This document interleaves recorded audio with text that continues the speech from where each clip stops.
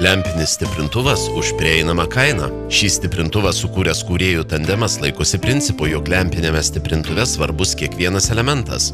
Tačiau pats svarbiausias dalykas yra unikalus ir nepakartojamas derinimo instrumentas – žmogaus ausis. Norėjusi sukurti stiprintuvą, kuris galėtų ne tik perduoti subtiliausius klasikinės muzikos niuansus, bet ir nudžiuginti roko ar metalo gerbėją. Tinka ir rokui, bet suderinta klasikai. Laikomės savosios nuomonės, jog gitaros tiek klasikinės akustinės, juo labiau elektrinės skambesį nepalyginti geriau perduoda būtent lempinis stiprintuvas. Išėjimo lempos G807, kurios pasižymi ypatingu tiesiškumu. Originali schemotechnika suderina geriausias SE ir PP stiprintuvų savybės.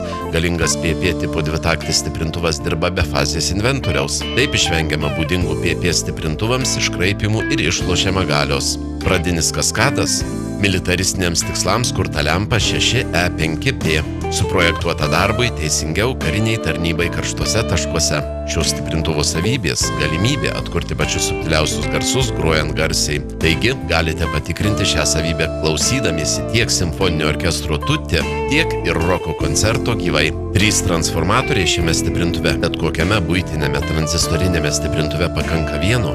Konstruktorių požiūris, jog taupyti garso sąskaitą nevalia. Puikus pasirinkimas už priimtiną kainą, kaip ir kitiems mūsų parduodamiems stiprintuvams suteikiama amžina garantija. Prireikus mokėsite tik už lempas, jų pakeitimas nemokamas, o pakeitus vėl gausite atrinktas ir patikrintas lempų poras. Dar vienas privalumas – šis stiprintuvas įveiks bet kokias garso atkūrimo sistemas. Nėra būtina jautri akustika.